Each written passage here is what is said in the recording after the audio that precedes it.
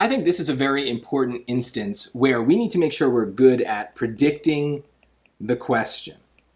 And if you've watched my main lesson videos about the writing strategy, this is the main writing strategy, right? So we need to kind of look at a question and know what it wants from us, what it's trying to test before we start solving, because we need to get our brain on the right track.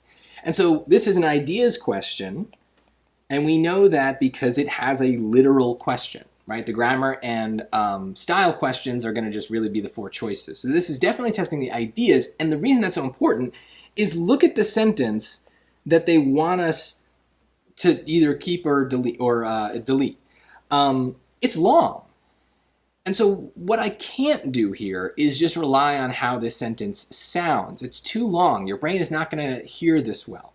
And we need to read a long paragraph and see if it fits. Like that, relying on how it sounds is not going to be reliable or efficient. So what do we do instead? Well, if it's about the ideas, we really want to kind of simplify the ideas in this very long sentence as much as we can so that we have an easier decision, easier things to think about. So we want basically a dumb summary, right? What is this sentence about in just a word or two? Our summary should not also be a sentence, right? You don't want to summarize a sentence with a sentence. It's not helpful. So what does it say? Whereas the head of an ordinary computer printer moves back and forth while printing ink onto paper, the corresponding part of a 3D printer moves in multiple dimensions while squirting out thin layers of melted polymer plastic. So what is it? Okay, it's a definition of a 3D printer. Right? Notice I'm not summarizing the definition in a way, right? I'm not actually summarizing the definition. I'm just stating the purpose, right? It is the purpose of the sentence is to define something. I'm not really interested in the definition itself. So now let's look at the rest of the paragraph and say, okay, well, would this be an appropriate place to put a definition of a 3D printer? Basically, do they introduce the idea of a 3D printer? So let's see.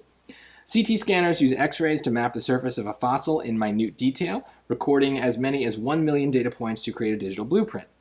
A 3D printer then builds a polymer model based on this blueprint, much as a regular computer printer produces digital documents on paper. So regular computer printer, I also remember being talked about, right?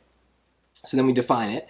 The plastic hardens quickly. It allows the printer to build the layers of the final model. Compared with older ways of modeling fossils, scanning and printing in this way is extremely versatile. So it's talking about this 3D printer quite a bit.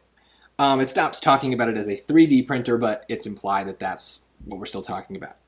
So should we keep it or not? Well, let's just look. Maybe you have an instinct. That's okay. But we need to make sure we understand the becauses in each of these choices so that way we can,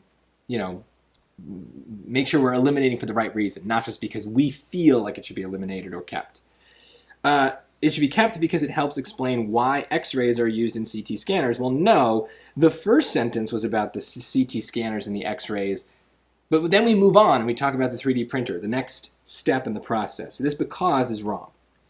It should be kept because it provides details to illustrate how a 3D printer works. Yeah, a definition of the 3D printer, how it works, feels pretty right.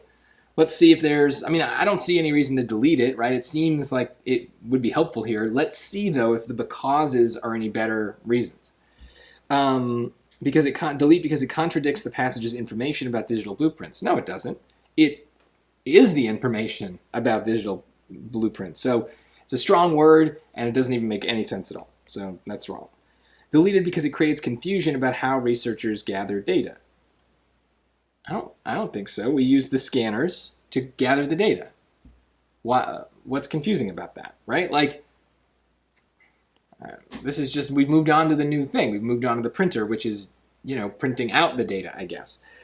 So yeah, maybe this is where you would have gotten to just kind of by using your sounds and your instincts, but those things are not reliable. They might get you 80% of the questions, but if you're scoring high, that other 20% really does matter. So we want to have a good process to get through these kinds of questions, especially when it looks like there's a lot to read, because our temptation is to cut corners and not read what we're supposed to. And with ideas questions, we really need to follow instructions, and dumb summaries help us out.